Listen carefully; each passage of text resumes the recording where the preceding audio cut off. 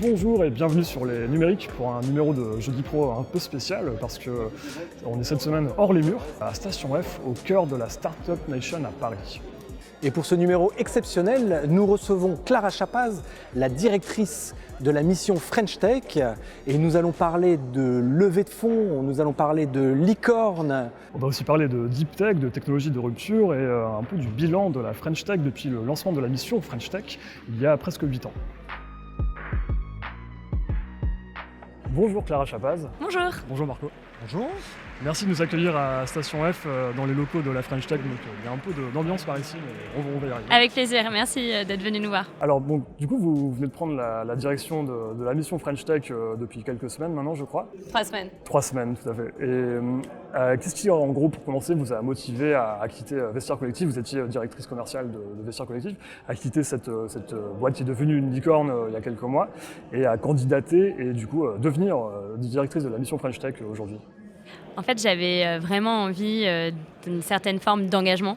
Ça faisait quelques années que je travaillais au sein de l'écosystème startup chez Vestiaire Collective, mais avant ça en Asie du Sud-Est, puis aux États-Unis. Et quand je suis rentrée en France pour Vestiaire Collective, c'était toujours avec cette idée que je pourrais mettre à disposition tout ce que j'avais appris à l'étranger au sein de l'écosystème français. Chez Vestiaire Collective, j'ai vraiment participé à un turnaround de l'entreprise qui est, comme tu l'as dit, est parti sur une très belle trajectoire. Et on arrivait un peu à la fin d'un cycle. Et du coup, je me suis dit, OK, qu'est-ce que j'ai envie de faire maintenant? Et pouvoir rejoindre la mission French Tech, c'est vraiment pouvoir mettre tout ce que j'ai appris à destination de l'écosystème tout entier. Ouais. Non pas seulement une entreprise, mais vraiment soutenir l'intégralité de la tech ici en France. Les origines de la mission French Tech remontent à 2013. Vous succédez à 2 directions.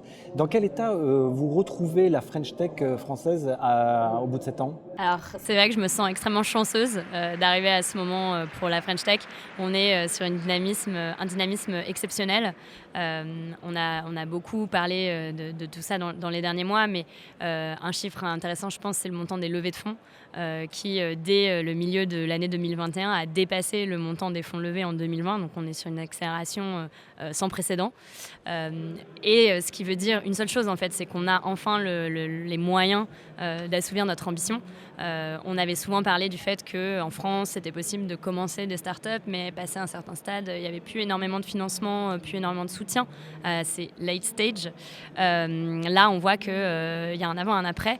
Il y a vraiment un soutien très fort par les fonds français, mais aussi les fonds internationaux. On a vu l'arrivée de très beaux fonds comme SoftBank, Tiger Global sur le marché startup française, qui peut-être, il y a quelques années, n'auraient pas eu vraiment dans leur viseur ce qui se passe ici en France. Donc, on voit le résultat de toute une action qui a été menée depuis quelques années. Justement, on parle beaucoup de levée de fonds. Est-ce que finalement, on a un peu l'impression que c'est devenu le critère principal pour jauger l'état de santé de l'écosystème des startups en France? Et on a reçu récemment Roxane Varza qui nous parlait carrément de la guerre des levées de fonds actuellement, tellement les levées sont impressionnantes. Déjà, est-ce que vous souscrivez à cette appellation de guerre des levées de fonds? Et surtout, est-ce que finalement, c'est vraiment le seul critère qu'il faut mettre en avant pour prendre le pouls de la French Tech?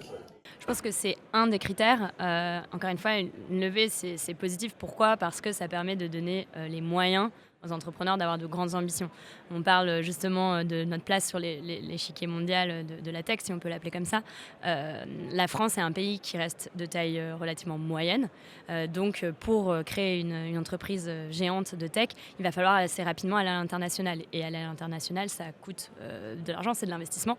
Donc, ces levées permettent maintenant aux entrepreneurs, assez tôt dans la vie de leur entreprise, d'avoir cette ambition de se déployer en dehors de France, de créer des emplois et de vraiment pousser leurs innovations. Ensuite, est-ce que c'est le seul critère? Bien sûr que non. Il y a plein de modèles d'entrepreneuriat et ça, je pense que c'est quelque chose d'extrêmement important qu'on porte comme mission à la French Tech. La semaine dernière, j'ai échangé avec le club Bootstrap. Je ne sais pas si vous les avez déjà rencontrés, mais c'est des entrepreneurs qui se rejoignent autour de l'idée qu'on peut avoir d'autres modèles d'entrepreneuriat qui ne nécessitent pas forcément de levée de fonds. Pas de fonds Exactement. Ou peut-être pas tout de suite. Ça ne veut pas dire qu'ils lèveront jamais, mais ça veut dire qu'au début, ils créent un modèle d'entreprise qui est rentable et qui se développe d'une manière différente. Et nous, on représente vraiment l'intégralité en fait, de ces modèles. Il n'y a pas, je pense, de modèle meilleur que l'autre. Il y a juste différents entrepreneurs avec différentes histoires et différentes ambitions. Si je peux me permettre d'ajouter, on parlait d'emploi. Moi, je reviens vraiment à ça. En fait. C'est quoi l'impact sur l'économie réelle, puisque ces chiffres de levée de fonds, il y a un vrai besoin d'éducation, je pense, autour de ces chiffres. C'est pas parce qu'on lève beaucoup d'argent que les entrepreneurs ont beaucoup d'argent, c'est-à-dire qu'ils ont des moyens, mais c'est un peu comme finalement s'endetter pour aller porter des projets. C'est parce qu'on est sur des modèles qui sont souvent pas encore rentables et donc on a besoin de cet argent pour les faire fructifier. Mais au-delà des levées de fonds, je pense que le chiffre le plus important reste l'emploi, cette dynamique de l'emploi et de l'emploi sur tous les métiers. On parle beaucoup des développeurs, des commerciaux, mais sur les 220 000 emplois qui vont être créés d'ici 2025 par les entreprises de la French Tech, il y a aussi des emplois industriels. On voit de plus en plus de startups industrielles se développer. Et c'est ça qui est positif, c'est qu'il y a une dynamique qui est vraiment portée par l'ensemble des secteurs sur l'ensemble du territoire. Et en même temps, on a un peu l'impression quand même que les levées de fonds, c'est devenu un peu le sport national du jeune start-upper. C'est si tu n'as pas levé tant de millions avant 25 ans, tu as raté ta vie quelque part. Est-ce que finalement, il n'y en a pas dont c'est la spécialité, c'est de lever des fonds, et finalement, on ne voit jamais aboutir les projets. Donc comment est-ce que vous, justement, vous pouvez faire bouger les lignes à ce niveau-là ? Je pense qu'encore une fois, il faut remettre dans un certain contexte. Ce n'est pas parce qu'on voit une accélération qu'on est complètement arrivé. On est très fiers de voir l'attractivité de la France qui s'exprime par ces levées de fonds. Ce record dont on parlait, 2021, qui sera une année record. On va dépasser les 10 milliards d'euros levés en France, donc 2 fois plus que l'année dernière. C'est plus que l'Allemagne, mais ça reste en dessous de l'Angleterre. Donc finalement, je pense que c'est un écosystème qui a beaucoup d'enjeux de financement. Et il faut rester dans une dynamique où on ne peut que se réjouir de ce financement parce que plus de financement, plus de puissance d'innovation, plus de puissance d'emploi. Et on n'est pas encore arrivé à saturation, je pense. Il y a beaucoup de projets. Il y a 3-4 ans, il y avait environ 200-300 startups créées en France par an. Aujourd'hui, on a atteint les 700 startups créées en France. C'est en fait un signe très positif parce qu'on voit qu'il y a de plus en plus de gens qui aussi, grâce à ces levées de fonds, osent se lancer dans l'entrepreneuriat parce qu'il y a des gens qui n'ont pas forcément les moyens de se lancer sans être financés, qui n'ont pas accès à du financement personnel. Et donc, le risque que prennent ces fonds d'investissement leur permet de se lancer. Mais encore une fois, 700, c'est très bien, mais ça reste en dessous de l'Angleterre qui a 1000-1100 startups créées par an. Donc, on est vraiment sur une phase de rattrapage et je pense qu'il ne faut pas la ralentir. On a un peu l'impression que ces 10 dernières années, les grosses levées, c'était du côté des startups, du numérique, les marketplaces, dans le logiciel, l'assurance, la fintech, mais aucune vraie technologie de rupture, dont on parle beaucoup en ce moment, celles qui peuvent changer un peu le monde, peut-être. Par exemple, les 3 plus grosses levées françaises, c'est Sorare, qui est dans les NFT, Miracle, un outil de marketplace, et Content Square sur l'analyse des comportements en ligne. Est-ce qu'en gros, ces 10 dernières années, l'écosystème tech a pas été un peu déconnecté des vrais besoins du grand public ? Alors, je pense que c'est des vrais besoins parce que c'est des investissements qui vont dans des services réels. On a aujourd'hui 1 Français sur 2 qui utilise un des services ou produits de nos startups, des 20 000 startups de la French Tech. Donc, c'est vraiment dans le quotidien des Français et on ne parle pas d'une économie déconnectée. On parle d'une économie qui est réelle, qui est concrète. Cependant, je pense que ce que tu soulignes est extrêmement juste et c'est d'ailleurs un des axes prioritaires de la 3e phase de la mission French Tech qui commence maintenant. Donc, le premier, on en a parlé, c'est continuer à soutenir ces grandes entreprises de la French Tech parce qu'elles ont atteint une certaine taille mais elles ne sont pas encore à un niveau international qu'on peut voir sur d'autres continents. C'est utile de continuer à financer ces entreprises du numérique Oui, parce qu'encore une fois, quand on réfléchit sur la scène internationale, il n'y a pas d'entreprise de tech française encore dans les plus grandes capitalisations boursières. Et c'est important parce que c'est une question de technologie, c'est une question de souveraineté. Donc on veut continuer à pousser ces plus grands. Mais le deuxième enjeu qui est très juste, c'est celui de l'innovation de rupture. Qu'on puisse aussi mettre au service tout l'accompagnement de la mission French Tech, le financement de la BPI et autres acteurs au service de l'innovation de rupture. C'est vrai que là, sur ce genre d'entreprise, aujourd'hui, il y a encore un petit décalage. Il n'y a pas encore assez de soutien qui va à ces innovations et on a presque peut-être une opposition parfois entre industrie et start-up tech qu'on n'a pas dans d'autres pays. Je pense par exemple aux États-Unis où on a aussi bien un Tesla qu'un Amazon. Donc ça, c'est un des vrais enjeux. On a un plan qui a été annoncé par le président de la République qui s'appelle France 2030. 30 milliards d'euros sur... 30 milliards d'euros et on est extrêmement fiers de pouvoir dire que 50% de ces 30 milliards vont être investis dans des startups, des acteurs émergents. Donc c'est quand même assez conséquent. Et l'idée, c'est de créer vraiment un effet d'entraînement comme on a pu le créer sur tout l'écosystème plutôt numérique il y a quelques années. Donc il y a plein de pistes de réflexion en cours et on a envie d'avancer sur ce sujet. J'irai pas jusqu'à dire qu'il n'y a pas de start-up plus industrielles qui marchent en France. Je pense à Insect, Innovafeed, dans ce domaine qui font des très belles choses. On a lancé un label qui s'appelle le Green 20 qui rassemble les entreprises de la transition écologique dans lesquelles il y a 20 entreprises, surtout des entreprises start-up industrielles. Potentiel futur licorne. Potentiel futur licorne qui créent des vraies innovations de rupture sur leur secteur. Ça fait partie de vos priorités, la Green Tech, justement. Complètement. Donc, dans cette innovation de rupture, il y a aussi l'idée et la vocation d'aller mettre au service d'un enjeu comme celui de la transition écologique, l'innovation de la French Tech. La French Tech, c'est un vrai pouvoir d'innovation, c'est de pouvoir aller vite, trouver des solutions. On sait qu'il y a un énorme enjeu écologique qui fait face à l'intégralité de tout le business en France mais ailleurs. Je pense qu'on a aujourd'hui une vraie chance en France, c'est que sur ces secteurs, il n'y a pas encore de leader international, que ce soit États-Unis ou Asie, donc on a toute notre place et c'est un secteur qui repose énormément sur l'innovation technologique et on a de très bons ingénieurs, de très bons chercheurs en France, donc on a toutes les billes pour pouvoir se démarquer. Comment ne pas tomber dans le greenwashing parce qu'effectivement, on voit, ça y est, tout le monde a l'écologie au bout des lèvres, si je puis dire. Mais au final, voilà, comment est-ce que vous pouvez agir pour effectivement donner l'argent là où il faut, quoi. Donc, nous, on ne finance pas de start-up en direct, mais on accompagne. Donc, par exemple, le Green 20, c'est mettre à disposition ce fameux réseau de 60 correspondants French Tech pour les entreprises de la transition écologique qu'on a sélectionné lors d'un jury avec des experts du secteur qui ont le pouvoir de transformer grâce à des innovations de rupture et un vrai potentiel économique. Ce n'est pas simplement de l'innovation. Donc, on a donné quelques exemples, mais un autre exemple, c'est par exemple Life, qui fait de l'hydrogène vert. C'est une technologie extrêmement avancée, extrêmement porteuse, qu'on peut du coup soutenir grâce à ce programme dédié, parce que ces entreprises n'ont pas forcément les mêmes enjeux que les entreprises du Next 40 ou French Tech 120. Ça ne veut pas dire qu'elles ne seront jamais membres du French Tech 120 ou du Next 40, au contraire. C'est 15% aujourd'hui, je crois. Et déjà, voilà, on a 15% du French Tech 120 qui est dans la Green Tech, mais on a aussi ce programme d'accompagnement dédié. Vous avez un deuxième axe de développement qui est donc de diffuser la French Tech à l'échelle du territoire.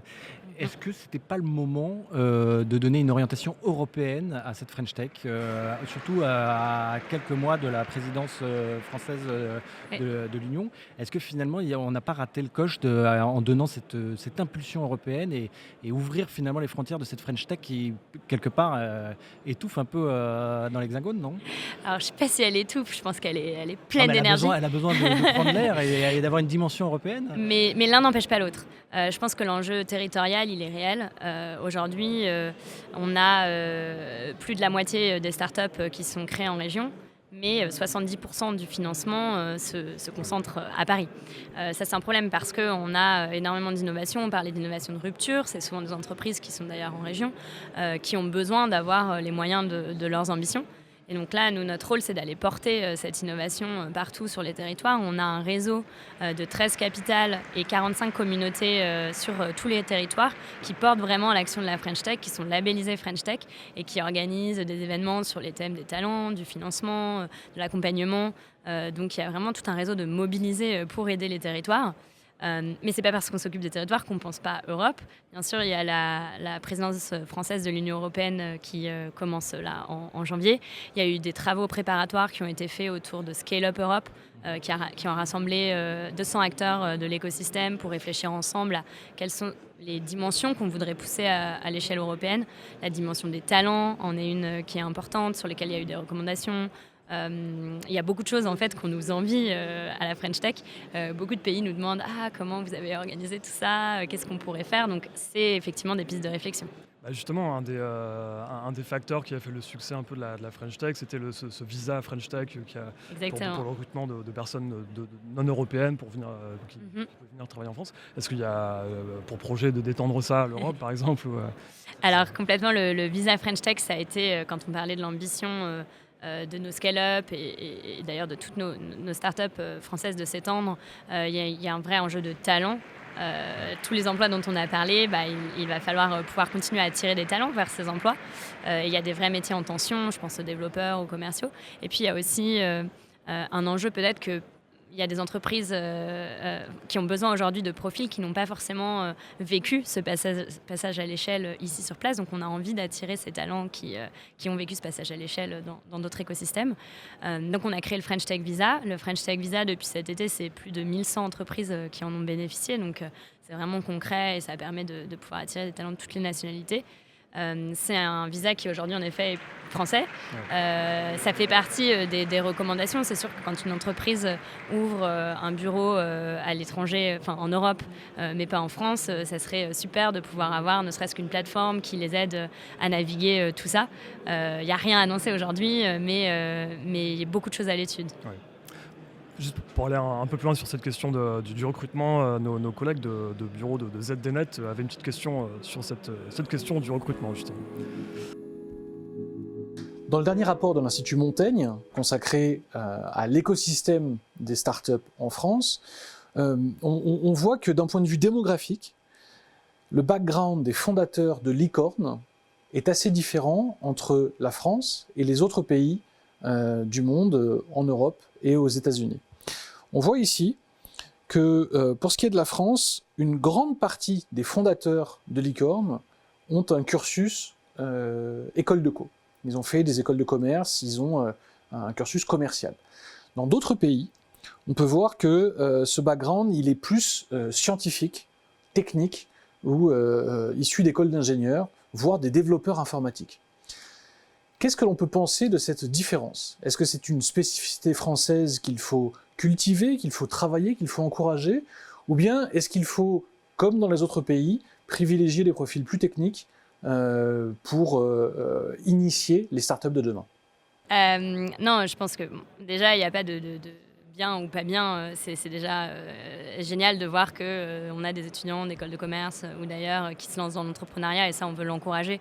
Encore une fois, je pense qu'on n'est pas un moment où il y a une compétition entre les acteurs. On a un moment où il y a vraiment de la place pour tout le monde. On a envie de porter cet écosystème et l'idée, c'est plus comment on a plus de fondateurs et pas comment on répartit. Cependant, je pense que ça montre quelque chose dont on parlait à l'instant. En fait, c'est ce besoin et d'aller soutenir l'innovation de rupture.